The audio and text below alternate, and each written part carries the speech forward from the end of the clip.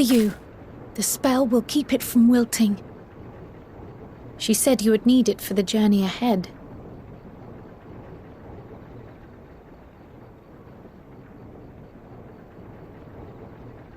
Will you speak with her now? I cannot hope to match Minfilia's clarity, of course, but...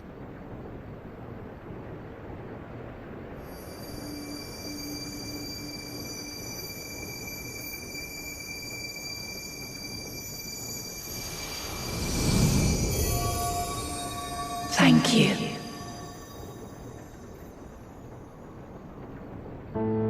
Do not worry. She has lent me her body for only a moment.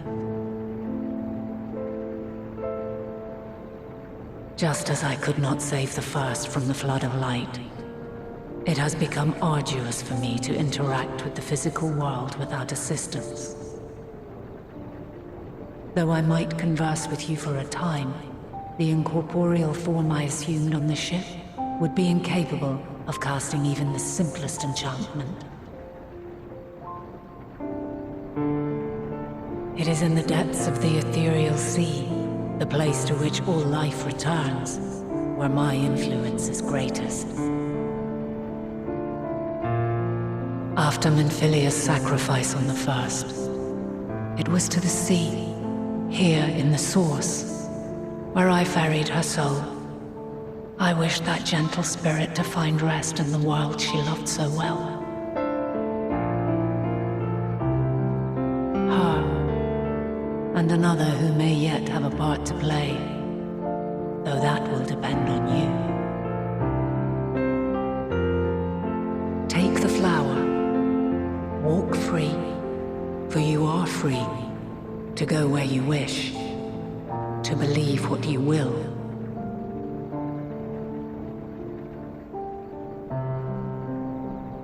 That gloom will be your guide, test and proof of your conviction. In darkness, seek joy, surrender not to sadness, and see beyond despair. Walk free and bear the light for others to follow. Together, raise it aloft and let it shine, till the end, blinding and radiant.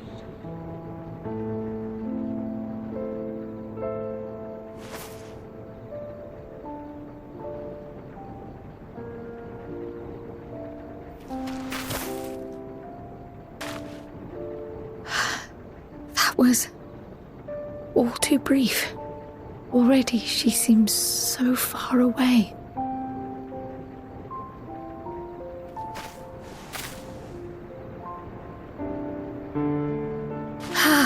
My apologies if I startled you. Ever since we began our descent into Labyrinthos, I had sensed another's will, straining to reach out. Even with my particular talents, though, I was unable to make a connection at first, so weak and tenuous it was. Once I took hold of that wispy thread, imagine my surprise to discover it was Heidelin herself. Needless to say, it seemed wise to learn what we could before letting go.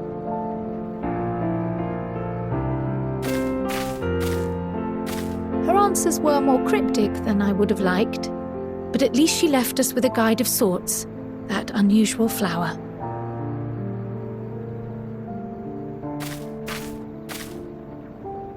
Yes, we are definitely making progress.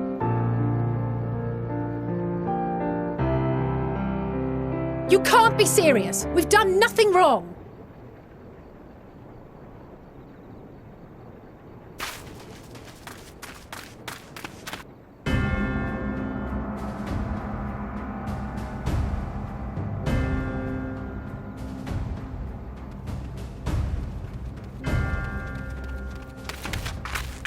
Master Fortuno, what business has the Forum with us? Obstruction and suppression, apparently. Mistress Baldessian, our records show you facilitated the Scions' entrance into Sharlayan by claiming them as assistants for your organization. We are aware of your investigations. After alerting the major institutions to the presence of potential troublemakers, we received word from an Archean custodian. A group operating under the auspices of the students, skulking about Labyrinthos and engaging in clandestine behavior. Clandestine? We may not have entered Sharlayan as scions, but we did naught to conceal our identities. Our only purpose in this city is to seek the truth. I can think of no reason why our actions should warrant the Forum's intervention. 'Tis not our way to discourage the pursuit of knowledge, but the timing of such pursuits must be considered, not to mention their potential impact. With the world in chaos, we, the true caretakers of wisdom, have committed ourselves to an undertaking that demands the utmost discretion. And we will not risk its success by turning a blind eye to disruptive foreign elements in our midst.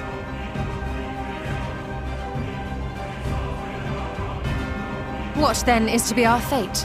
Will you put us on a ship back to Eorzea? The Forum will convene to examine your case. The results of said inquiry will determine your future in this city. As for your absent companion, he has already been detained. Grah! But why? Is reading a crime now, too? Reading is encouraged, celebrated even. Not, however, of the volumes shelved in the restricted section of the library.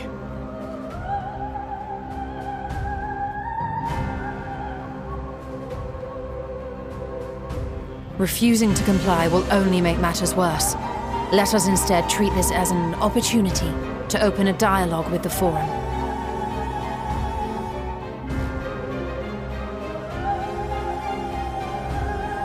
Silence is often one's best defense. I would advise against prolonging the proceedings with frivolous discourse.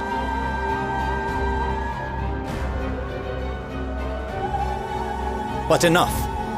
This is not the place for debate. The rostra await.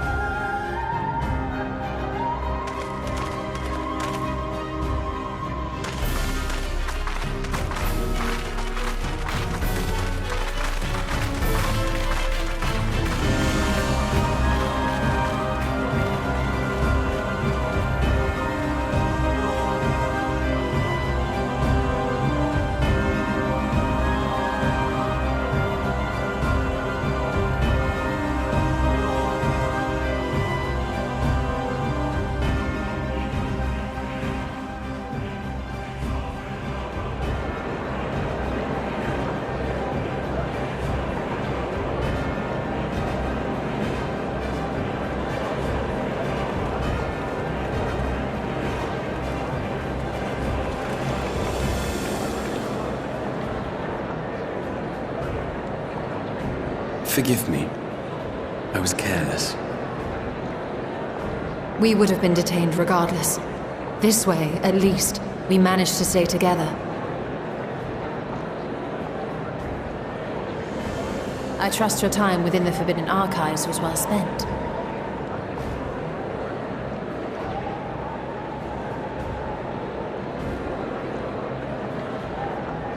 The Forum will come to order! This inquiry is now in session. As Speaker-elect, I will be presiding over the day's proceedings. Master Fortuner, would you be so kind as to restate the matter which compelled you to summon your colleagues with such urgency?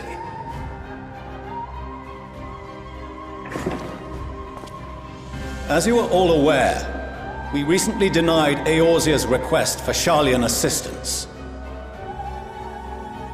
Since then, certain individuals dissatisfied with our decision have taken it upon themselves to interfere with our work. They entered our nation masquerading as associates of the students of Baldesion. But these malcontents are better known as the Scions of the Seventh Dawn. These militants wield influence with both the Eorzean and Eastern alliances, and are inextricably involved with the crises presently afflicting the world at large. Loose in our city, these warmongers sought to meddle with and expose matters of state secret. What are they, if not a dire threat to be expelled?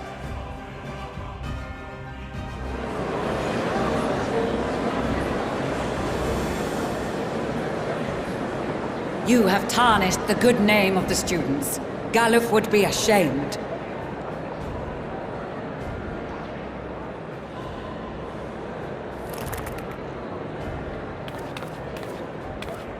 Galuf Baldessian was never one to forsake his fellow man. Even if this nation closed every door and retreated from the world, he would have found a way to help the Scions, help every soul of this star fight back against the coming doom.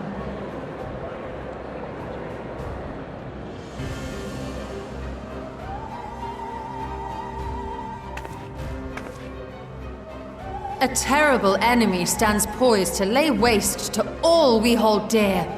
In the face of such madness, Eorzea reached out to Sharlayan, a respected ally, in the hopes of forming a united front. Was your curt dismissal truly the best you could offer? Or are you so preoccupied with your momentous duty of an age long past that even the end of the world is unworthy of your attention?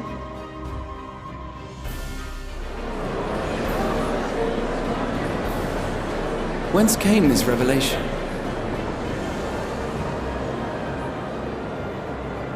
From the mouth of a Forum member within fortuitous earshot.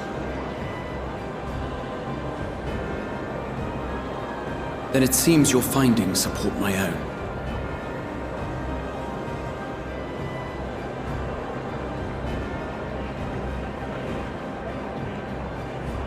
The reason I visited the restricted shelves was to study records of the Forum's policymaking process, to better understand the historical trends underlying their most major decisions.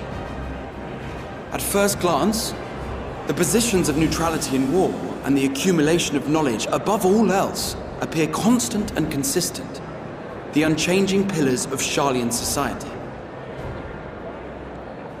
And once upon a time, I might have left it at that. These days, however, I am more attuned to the subtleties of governance, and so I noticed something odd.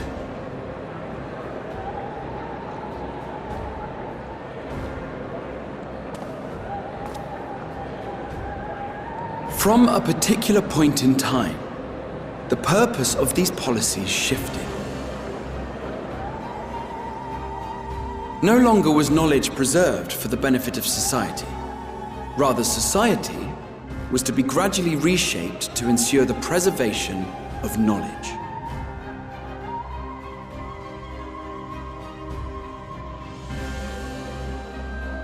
The most conspicuous and telling change was the one which befell Labyrinthos. Once little more than an oversized storehouse, an enormous allocation of funds saw it transformed into an advanced research and archival facility. I also discovered a fascinating account on the finances of our Dravanian colony. The settlement attracted students from far and wide, and the connections and tuition fees thus acquired were funneled into further improvements for the archives.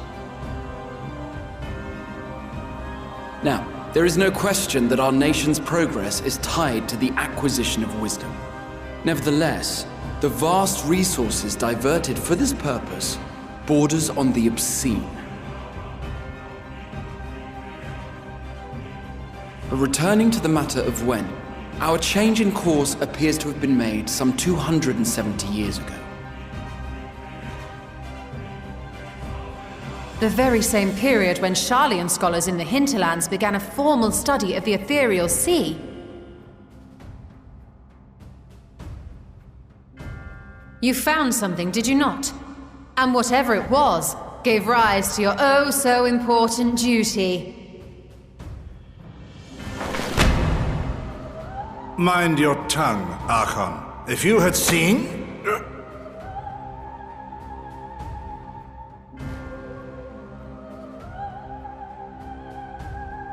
Yes, we are bound by a duty we cannot ignore. Knowing this, what would you have us do? Abandon our vital work and join you on the field of battle? We will never choose the way of the sword. We will fulfill our mission not through strife and bloodshed, but survival. Come what may, we shall live on. We must. Do as you must, then. But we Scions will fight until the heavens fall, until our last breath.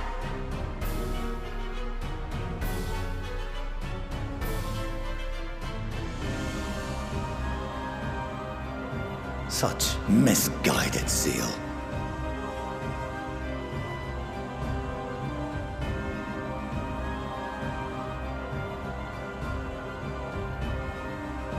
Father, Master Fortuno, I fail to understand the stance you have elected to take. But by the same token, I have yet to find a compelling argument to counter the challenge you put to us in Gridania. Still, in the midst of my uncertainty,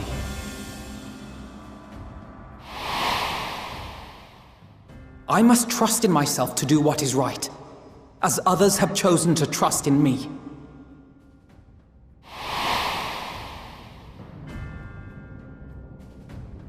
So I will continue, as I always have, weighing the consequences of my every action, and allowing my hope for the future to inform my decisions. That's quite enough. Have you all forgotten the reason for this assembly? Skolok Monteshane. He's the head of the Studium and an old friend of my grandfather's. Honestly, every discussion devolves into some interminable debate. Terrible habit. Let's return to the topic at hand, By their own admission, these Scions have resolved to fight alongside the Eorzean nations against the doom which swift approaches. But there exists no evidence of an attempt to incite our citizens to do the same. Furthermore, while our decision may well have been the correct one, we cannot simply bull our way through these disagreements without inviting doubts or objections. Put yourselves in their place. Who among you would leave a tome unopened if an elder forbid you read it with no reason given?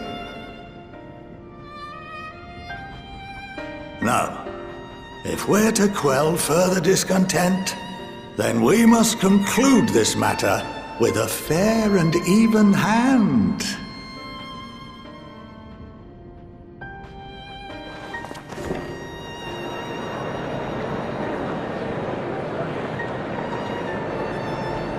Order! We will have order! Master Monteshane raises some valid points. Keeping such concerns in mind, I propose we enforce the following measures. Until further notice, the students of Baldesion are to cease any and all activities within the domain of Sharlayan. You will also refrain from any further investigation into the Forum's decisions and duties. Failure to comply with these restrictions will result in the immediate expulsion of your Scion associates.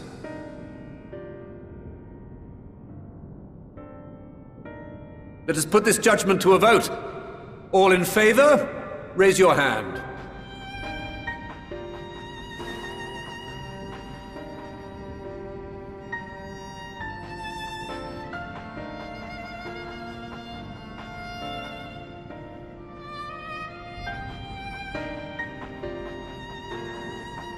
I count 51 for and 48 against.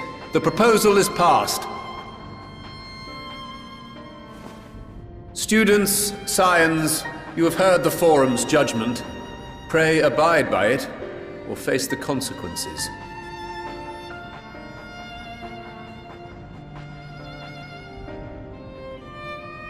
Honored members, I thank you for your time.